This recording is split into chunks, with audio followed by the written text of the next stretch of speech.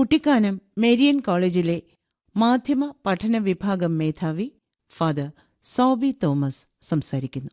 എല്ലാവർക്കും നമസ്കാരം. ആദ്യം തന്നെ ലോക റേഡിയോ ദിനത്തിന്റെ മംഗളങ്ങൾ ഏവർക്കും സ്നേഹത്തോടെ നേരുന്നു. 2011 നവംബർ 3 യുനെസ്കോ ഈ ദിനം ആഗോള റേഡിയോ ദിനമായി ആചരിക്കാൻ തീരുമാനിച്ചതു മുതൽ റേഡിയോയുടെ പ്രാധാന്യത്തെക്കുറിച്ച് സാമൂഹിക അവബോധം സൃഷ്ടിക്കുക എന്ന ഉദ്ദേശത്തോടെ നാം ഈ ദിനം ആചരിക്കുകയാണ്. ഫാസ്റ്റ് ഫുഡിനോടൊപ്പം തന്നെ വളർന്ന ഹോംലി ഫുഡിന്റെ കാലമാണിത്. എൻ്റെ നാട് പത്തനംതിട്ട ജില്ലയിലെ ചാത്തൻതറ എന്ന ഗ്രാമപ്രദേശമാണ്. വീട്ടിലേക്കുള്ള വഴിയിൽ ഈ അടുത്ത കാലത്തായി വീട്ടിലെ ഊണ് എന്ന ബോർഡ് പലയിടങ്ങളിലും കണ്ടുവരുന്നുണ്ട്.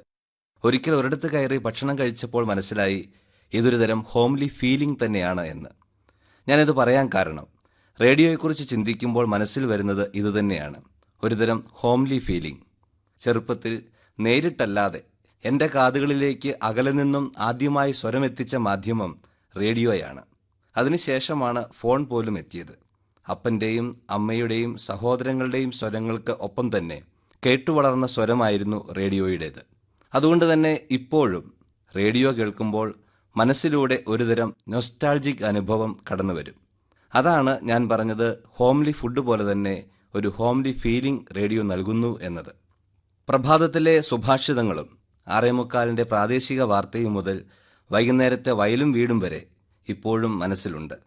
കൃത്യമായ സമയങ്ങളിലെ ചലച്ചിത്ര ഗീതങ്ങളും ഞായറാഴ്ചയിലെ സിനിമാ ശബ്ദരേഖയും തിങ്കളാഴ്ച 8 മണിയുടെ നാടകവും മറക്കാനാവുന്നവയല്ല. ഒരു പ്രദേശത്തെ ആളുകൾ ഒരുമിച്ചെത്തി കേട്ടിരുന്ന ഫിക്സഡ് റേഡിയോകൾ അഥവാ റേഡിയോ കിയോസ്ക് പിന്നിട്ട് പോർട്ടബിൾ റേഡിയോകളുടെ കാലഘട്ടത്തിലായിരുന്നു എൻ്റെ ചെറുപ്പം. കൂടെയുണ്ടായിരുന്ന പഴയ ചങ്ങാതിമാരെ ഓർക്കുന്ന അനുഭവമാണ് റേഡിയോ നൽകുന്നത്. അന്നും റേഡിയോകൾ ഇത്ര തന്നെ ചെറുതായിരുന്നില്ല എങ്കിലും റബ്ബർ മരങ്ങൾക്കിടയിൽ പോലും അതിനൊരു സ്ഥാനമുണ്ടായിരുന്നു. ചെറുപ്പത്തിൽ വീട്ടിലെ റബ്ബർ ടാപ്പിങ്ങിന് സഹായിക്കാൻ പോകുമ്പോൾ റേഡിയോ ഗാനങ്ങളായിരുന്നു താളം പകർന്നിരുന്നത്. വേനൽക്കാലത്ത് വെള്ളം കോരുവാൻ ദൂരത്തേക്ക് പോകുമ്പോഴും റേഡിയോ ഒപ്പമുണ്ടായിരുന്നു. പോർട്ടബിൾ റേഡിയോയുടെ കാലഘട്ടത്തിൽ തന്നെ കാർ റേഡിയോകളും പ്രചുര പ്രചാരം നേടിത്തുടങ്ങിയിരുന്നു. സ്കൂൾ ജീവിതത്തിൻ്റെ അവസാന കാലഘട്ടത്തിലായിരുന്നു ഞങ്ങളുടെ നാട്ടിൽ ടെലിവിഷനുകളുടെ വരവും പ്രചാരവും. അതോടെ റേഡിയോകൾക്ക് പ്രസക്തി അല്പം മങ്ങലേറ്റു. കേൾവിയിൽ നിന്നും കേൾവിയോടൊപ്പം കാഴ്ചയും പകരുന്ന മാധ്യമത്തിലേക്ക് ആളുകൾ ഓടിക്കൂടി. ബ്ലാക്ക് ആൻഡ് വൈറ്റിൽ നിന്നും കളർ ടെലിവിഷനിലേക്കും നോർമൽ ആന്റിനയിൽ നിന്നും അനേകം ചാനലുകൾ കിട്ടുന്ന ഡിഷ് ആന്റിനയിലേക്കുമുള്ള മാറ്റം ഈ കാലഘട്ടത്തിൽ സംഭവിച്ചു. എന്നാൽ പിന്നീട് റേഡിയോയ്ക്ക് ഒരു പുനർജനനം ഉണ്ടാകുന്നത് ഇൻ്റർനെറ്റിൻ്റെ വരവോടെയാണ്. ഇൻ്റർനെറ്റിൻ്റെയും ഡിജിറ്റലൈസേഷൻ്റെയും ആവിർഭാവത്തോടെ റേഡിയോയുടെയും സുവർണകാലം ആരംഭിക്കുകയായി. റേഡിയോയെ സംബന്ധിച്ച് ശരിക്കും ഇതൊരു റീബർത്ത് തന്നെയാണ്. ടെലിവിഷൻ്റെ മുമ്പിൽ കൂടുതൽ സമയം ചെലവഴിക്കുന്ന ആളുകളുടെ എണ്ണം കുറഞ്ഞു. യാത്രക്കിടയിലും ജോലിക്കിടയിലും ഒപ്പം കൂട്ടാവുന്ന ഒരു ചങ്ങാതിയായി വീണ്ടും റേഡിയോ മാറി. ഓൾ ഇന്ത്യ റേഡിയോയുടെ ഒപ്പം തന്നെ വിവിധ പ്രൈവറ്റ് FM റേഡിയോ സ്റ്റേഷനുകളും നിലവിൽ വന്നു. റേഡിയോ പ്രോഗ്രാം പ്രൊഡക്ഷനിൽ തന്നെ അടിമുടി മാറ്റങ്ങൾ വന്നു. വ്യത്യസ്ത റിവർബറേഷനുള്ള വിവിധ വലിയ റൂമുകൾക്ക് പകരം ചെറിയ അക്വിസ്റ്റിക് റൂമുകൾ നിലവിൽ വന്നു. റൂമിൽ മുഴുവൻ നിറഞ്ഞു നിന്നിരുന്ന വലിയ എക്യുപ്മെൻറ്റുകൾക്കും റെക്കോർഡറുകൾക്കും പകരം ഒരു മേശയിൽ ഒതുക്കാവുന്ന കമ്പ്യൂട്ടറുകൾ നിലവിൽ വന്നു. വലിയ പോർട്ടബിൾ റെക്കോർഡിംഗ് സിസ്റ്റത്തിനും റെക്കോർഡിംഗ് ടേപ്പുകൾക്കും പകരം കയ്യിലൊതുക്കാവുന്ന ചെറിയ റെക്കോർഡറുകളും ആവശ്യമെങ്കിൽ ഡിലീറ്റ് ചെയ്ത് വീണ്ടും ഉപയോഗിക്കാവുന്ന SD കാർഡുകളും നിലവിൽ വന്നു. ഒറ്റ ട്രാക്കിൽ ഗാനവും പശ്ചാത്തല സംഗീതവുമെല്ലാം റെക്കോർഡ് ചെയ്തിരുന്ന കാലഘട്ടത്തിൽ നിന്നും sound forge, pro tools, Adobe audition, Nuendo തുടങ്ങിയ വിവിധ സോഫ്റ്റ്വെയറുകളുടെ ആവിർഭാവത്തോടെ മൾട്ടി ട്രാക്ക് റെക്കോർഡിംഗ് സാധ്യതകൾ തെളിഞ്ഞു. അതോടെ കൂടുതൽ ആളുകളുടെ ജോലിഭാരം കുറഞ്ഞു, ടെക്നിക്കൽ കോമ്പിറ്റൻസിക്ക് പ്രാധാന്യം കൂടി. റെക്കോർഡിംഗ് വളരെ ഈസിയായി, സ്പീഡിയായി. റെക്കോർഡിങ്ങിന് ഒപ്പം തന്നെ sound mixing, foley sound effects തുടങ്ങിയവയിലെല്ലാം അത്ഭുതകരമായ മാറ്റങ്ങളാണ് ഉണ്ടായത്. അങ്ങനെ സൗണ്ട് പ്രൊഡക്ഷൻ എന്ന വലിയ ഉദ്യമം വളരെ സിമ്പിളായി മാറി. ഇൻ്റർനെറ്റിൻ്റെ വരവോടുകൂടി റേഡിയോയുടെ ഒരു പുതിയ കാലഘട്ടം ആരംഭിക്കുകയാണ്. ആദ്യം വെബ്സൈറ്റുകളിൽ റേഡിയോ പ്രത്യക്ഷപ്പെട്ടു തുടങ്ങി.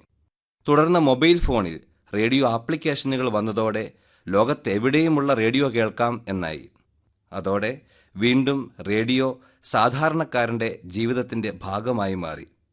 ആപ്ലിക്കേഷനുകളുടെ വരവോടെ റേഡിയോ ഹിറ്റിൽ നിന്നും സൂപ്പർ ഹിറ്റിലേക്ക് മാറി. ഓൾ ഇന്ത്യ റേഡിയോയുടെ ന്യൂസ് ഓൺ എയർ ആപ്പ് തന്നെ ഇതിൻ്റെ ഉത്തമ ഉദാഹരണമാണ്. പ്രസാർ ഭാരതിയുടെ ഫെബ്രുവരി 7 ട്വീറ്റ് വായിക്കുകയുണ്ടായി. ഓൾ ഇന്ത്യ റേഡിയോയുടെ ഡിജിറ്റൽ ശ്രോതാക്കളുടെ എണ്ണം കഴിഞ്ഞ 2 മാസങ്ങളിലും 20 ലക്ഷം കൂടുകയുണ്ടായി എന്നത് വലിയൊരു നേട്ടമാണ്. ഇത് വായിച്ചപ്പോൾ നരസിംഹം സിനിമയിൽ മമ്മൂട്ടിയുടെ ഡയലോഗാണ് ഓർമ്മയിൽ വന്നത്. മാരാർ ഇരിക്കുന്ന തട്ട് താണു തന്നെ ഇരിക്കും എന്നത്. കൂടുതൽ ആളുകൾ റേഡിയോ കേൾക്കുന്നു എന്നത് റേഡിയോയെ സ്നേഹിക്കുന്നവർക്ക് ഏറെ സന്തോഷം നൽകുന്നു. റേഡിയോ ആപ്പുകളുടെ വരവ് ആധുനിക റേഡിയോ പ്രക്ഷേപണത്തെയും ഉപയോഗത്തെയും ഗണ്യമായി സഹായിച്ചിട്ടുണ്ട്. ഒരു റേഡിയോ സ്റ്റേഷനെ സംബന്ധിച്ചിടത്തോളം എപ്പോഴാണ് ശ്രോതാവ് റേഡിയോ കൂടുതൽ ഉപയോഗിക്കുന്നത് എന്ന് മാർക്കറ്റ് റിസർച്ച് നടത്തുവാനും കേൾവിക്കാരൻ്റെ ട്രെൻഡ് മനസ്സിലാക്കി പ്രോഗ്രാമുകൾ ക്രമീകരിക്കാനും കഴിയുന്നുവെന്നത് വലിയൊരു നേട്ടമാണ്. തങ്ങൾക്കിഷ്ടപ്പെട്ട പ്രോഗ്രാമുകൾ തങ്ങൾക്കിഷ്ടപ്പെട്ട സമയത്ത് കേൾക്കാൻ ശ്രോതാവിന് കഴിയുന്നു. ഒപ്പം ദേശത്തിൻ്റെയും ഭാഷയുടെയും അതിർവരമ്പുകളില്ലാതെ ലോകത്തെവിടെ നിന്നും റേഡിയോ ആസ്വാദകന് തൻ്റെ പ്രിയപ്പെട്ട പ്രോഗ്രാം കേൾക്കാൻ കഴിയും. ഇതുവഴി ലഭിക്കുന്നത് ഒരു കണ്ടിന്യൂറ്റി കൂടിയാണ്. ഉദാഹരണത്തിന് ന്യൂസ് ഓൺ എയർ ആപ്പ് ഉപയോഗിക്കുന്ന ഒരു വ്യക്തിക്ക് ലോകത്തെവിടെ നിന്നും തങ്ങളുടെ പ്രിയപ്പെട്ട പ്രോഗ്രാമിലേക്ക് പ്രവേശനം ലഭിക്കുകയാണ്. പ്രിയപ്പെട്ട പ്രോഗ്രാമിനോടൊപ്പം തന്നെ തങ്ങളുടെ പ്രിയപ്പെട്ട മ്യൂസിക് സ്റ്റേഷൻ തിരഞ്ഞെടുക്കുവാനും കഴിയുന്നു. ഇന്റർനെറ്റ് ഉള്ളപ്പോൾ സിഗ്നലുകൾ നഷ്ടപ്പെടും എന്ന ഭീതി ആവശ്യമില്ല. റേഡിയോ പരസ്യങ്ങൾ നൽകുന്നവർക്കും ഒരു വൈഡ് ഓഡിയൻസിലേക്ക് അവയെ എത്തിക്കാൻ കഴിയുന്നുവെന്നതും മൊബൈൽ റേഡിയോ ആപ്പുകളുടെ നന്മയാണ്. എന്നിരുന്നാലും പലപ്പോഴും വാണിജ്യ സാധ്യതയിൽ ഓൾ ഇന്ത്യ റേഡിയോയേക്കാൾ മറ്റ് പ്രൈവറ്റ് സ്റ്റേഷനുകൾ പിന്നിലാണ്.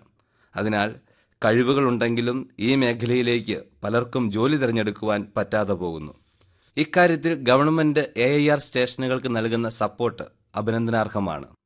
വിഷ്വൽ റേഡിയോയുടെയും IPTVയുടെയും OTTയുടെയും കാലഘട്ടത്തിൽ നിന്നുകൊണ്ട് ഈ റേഡിയോ ദിനം നാം ആഘോഷിക്കുമ്പോൾ ഇനിയും റേഡിയോ കൂടുതൽ ഉയരങ്ങൾ കീഴടക്കാനായി ആഗ്രഹിക്കാം, കാത്തിരിക്കാം. നന്ദി.